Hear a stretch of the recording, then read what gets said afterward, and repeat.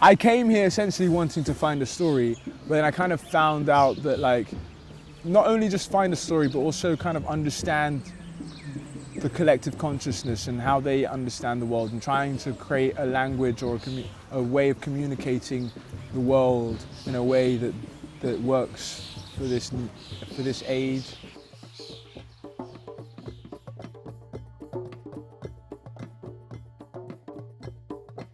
Hi, so my name is Lorenzo, and I think I could tell you all the things that I've been told about who I am, and I've been living that life. I've been going through the education system, but this whole time I've kind of like, I could have done well just living my life. I was, studying at university. I was doing philosophy, politics, and economics. For a long time in my life, I'd always felt that, like, you just know that things aren't as they seem, and that kind of led me down that philosophy route. And I've tried to find a language to communicate what's going on.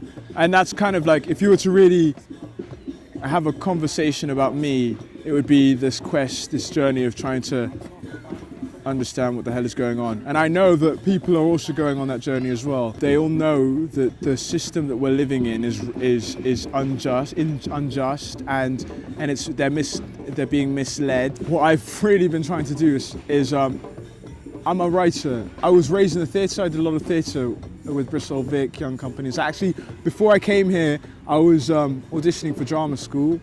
I was in the final round for RADA, for example. So for me personally, I want to create stories like you. I came here essentially wanting to find a story. Now I'm here to listen, right? Like, I just want to hear people's views, and just from that create something. Camp is anti-alcohol, but it's very open in terms of cannabis. What is your relationship with cannabis? How do you feel that the world should be going? With cannabis, I see the world already sort of loosening the laws around cannabis.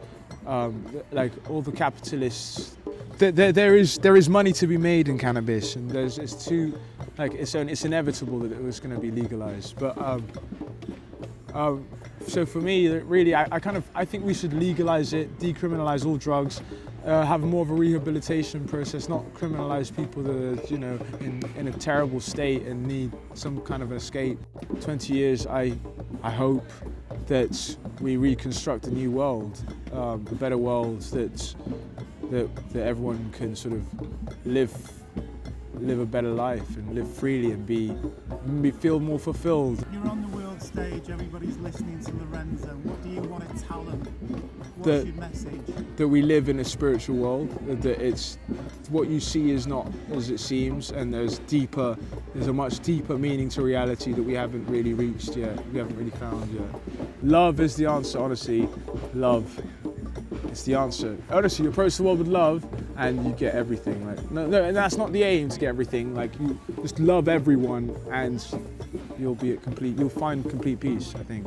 Really, yeah. So you say you were involved with Soul Camp right from the beginning, right? So before it was a love down camp in London. Whereabouts in London? London, it was Shepherd's Bush. There'd been a protest against all government COVID policy and stuff like that.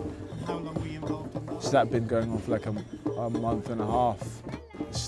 It got political, and it got too many egos were involved, and it got a bit wacky, and it just went downhill. And so Leah decided to create a camp here. So I met Leah at the camp in London. Oh, right. Yeah.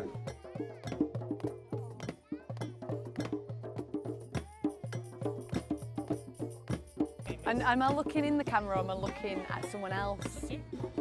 Do you look directly in cameras, or does it look weird?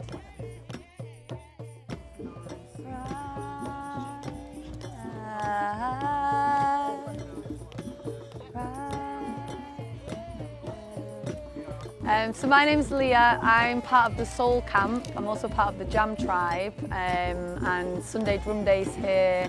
It's the day we create our own church and our Sunday service, and we drum and we raise the vibration of ourselves and each other and the park, the community, the wider world. This place where we're drumming is on the ley line, so our vibration's going across the globe, and yeah, we want to raise the vibration of the nation for the younger generation. So yeah, drumming is really important to everybody, and particularly at the times we're living in now, where we need to raise our vibrations as high as possible.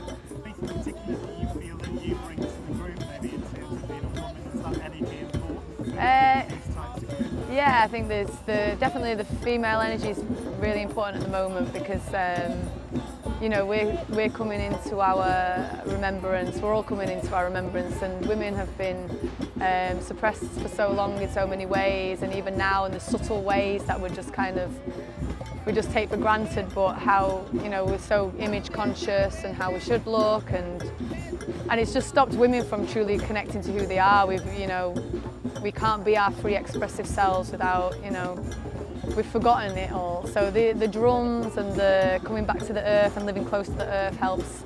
Once the women start healing and, you know, elevating their frequency and their consciousness, then the men will follow, because they'll just have to, you know. What do you want to say to people? What do you want to say to the world? That every little thing is gonna be alright. That's it.